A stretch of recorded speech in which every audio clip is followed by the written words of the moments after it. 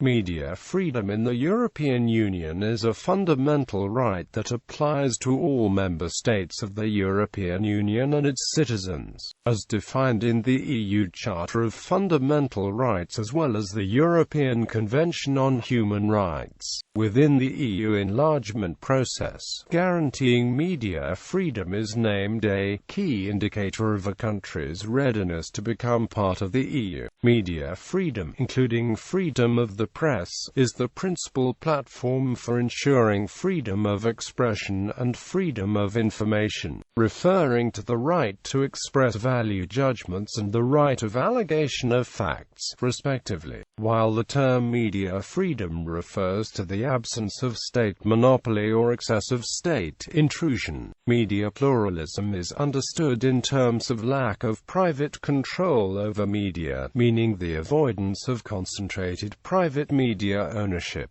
The annual World Press Freedom Day is celebrated on the 3rd of May. Press freedom and democracy. Media freedom is inherent to the decision-making process in a well-functioning democracy, enabling citizens to make the political choices based on independent and pluralistic information and thus is an important instrument to form public opinion. The expression of a variety of opinions is needed in public debate to give the citizens the possibility to assess and choose among a wide range of opinions. The more pluralistic and articulated the opinions, the greater is the legitimizing effect that media has on the wider democratic political process. Press freedom is often described as a watchdog over public power, underlining its significant role as an observer and informer of the public opinion on government actions. Freedom of expression refers back to individual journalists as well as to press institutions' rights. In other words, its significance covers both the individual right of each journalist to express his or her opinion and the press right as an institution to inform people. To guarantee the protection of free media, state authorities not only underlie the negative obligation to abstain from intrusion, but as well to the positive commitment to promote media freedom and act as a guarantor against intrusion of public as well as private actors. Legislative framework and law enforcement. International law provisions and enforcement. Article 19 of the Universal Declaration of Human Rights as well as Article 19 of the International Covenant on Civil and Political Rights recognize freedom of expression and freedom of information as fundamental human rights. Even though these documents are recognized universally, their enforcement depends widely on the state's will on adapting measures of implementation. On the European level, the Council of Europe provides a legal framework through the European Convention on Human Rights, whose enforcement is assured through the European Court of Human Rights jurisdiction. ECHR Article 10 on freedom of expression says, 1. Everyone has the right to freedom of expression. This right shall include freedom to hold opinions and to receive and impart information and ideas without interference by public authority and, regardless of frontiers. This article shall not prevent states from requiring the licensing of broadcasting, television or cinema enterprises. 2. The exercise of these freedoms, since it carries with it duties and responsibilities, may be subject to such formalities, conditions, restrictions or penalties as are prescribed by law and are necessary in a democratic society, in the interests of national security, territorial integrity or public safety, for the prevention of disorder or crime, for the protection of health or morals, for the protection of the reputation or rights of others, for preventing the disclosure of information received in confidence, or for maintaining the authority and impartiality of the judiciary. As observable in the citation, within the ECHR freedom of expression is not recognized as an absolute right.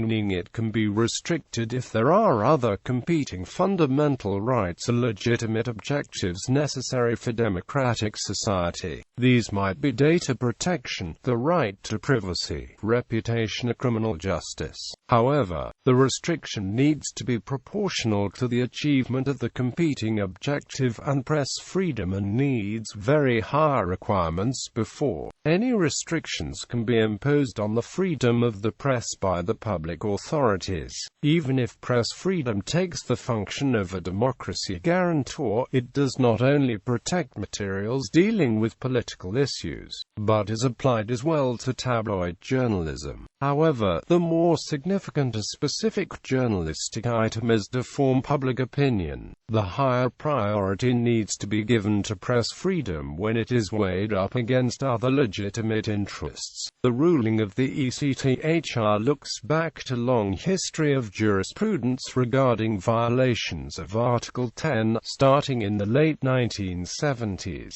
In particular, ECTHR protects investigative journalism, journalistic sources of information and whistleblowers, and stresses the negative effect of sanctions against journalistic activities, as leading to auto-censorship and so hindering the purpose of journalism to inform people. On the other hand, the court has strengthened the protection of the right to privacy against reporting whose only purpose is to nourish people's curiosity. European Union legislation and law enforcement. In the European Union, member states have committed to respect the EU Charter of Fundamental Rights, which entered into force with the Lisbon Treaty in 2009 as Article 60 EU. However, long before the entry into force of the treaty, the Court of Justice of the European Union recognized EU fundamental rights as general principles of EU law and considered them part of the legal framework on which it bases its jurisprudence. In practice,